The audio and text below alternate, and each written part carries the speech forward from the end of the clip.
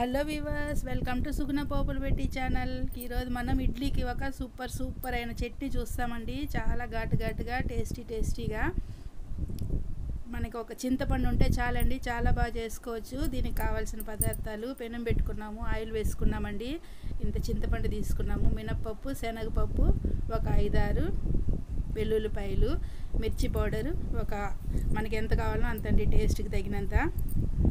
ఇప్పుడు ఆయిల్లో వచ్చేసి ఇవన్నీ వేయించుకుంటాం బాగా. పప్పులు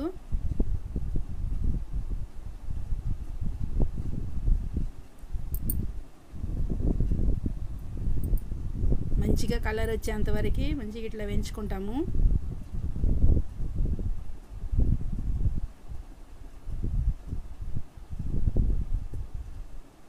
చింతపండు కానీ వేసేసుకుంటామండి.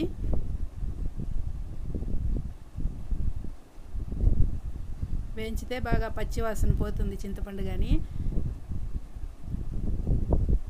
ఇది రైస్లోకి బాగుంటుంది, ఇడ్లీకి బాగుంటుందండి. చాలా టేస్ట్ ఉంటుంది. ఇది బాగా 1 వీక్ వరకు నిలువ కూడా ఉంటుంది.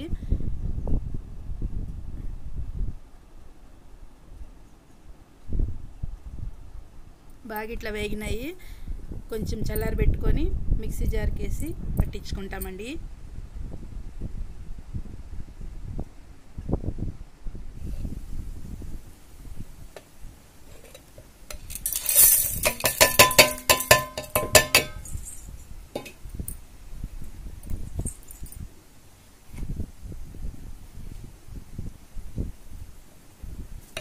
సాల్ట్ వేసుకుంటాం టేస్ట్కి.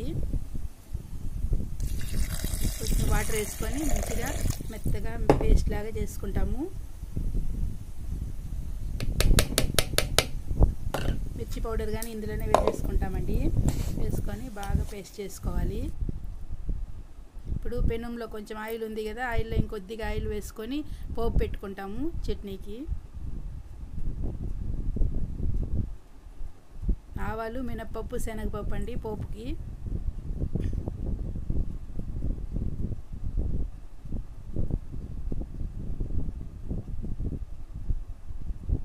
బాగా కలర్ వచ్చేంత వరకు బాగా ఫ్రై చేసుకుంటాం ఇట్లా. ఇప్పుడు మనం పచ్చడి బాగా అయింది చూడండి, బాగా పేస్ట్ లాగా మంచిగా చేసుకున్నాము. ఇది వచ్చేసి ఇంకా పోపు వేగిందంటే పోపులోకి వేసేసుకుంటాం.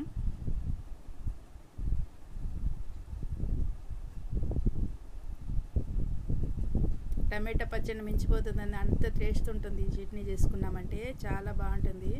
మీరు ఒకసారి ట్రై చేసి చూడండి. బాగా ఇట్లా వేయించుకోవాలి. బాగా ఆయిల్ మనకు సైడ్స్కి వచ్చే మాదిరి బాగా చేసుకోవాలి. ఇట్లనే బాగా వేగుతూ ఉంటే మంచిగా కమ్మగా ఒక సువాసన వస్తుంది. కొద్దిగా నీళ్ళు వేసుకుంటాము. ఇంకో కొద్దిగా వేసుకుంటామండి.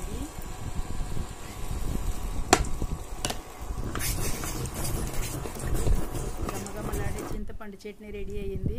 ఇడ్లీ పెట్టుకున్నామండి. ఇడ్లీకి చట్నీ కాంబినేషన్ సూపర్గా ఉంటుంది. వేడి రైస్లే కానీ చాలా బాగుంటుంది. ఒక్కసారి మీరు ఇది ట్రై చేసి చూడండి. Okay viewers, bye.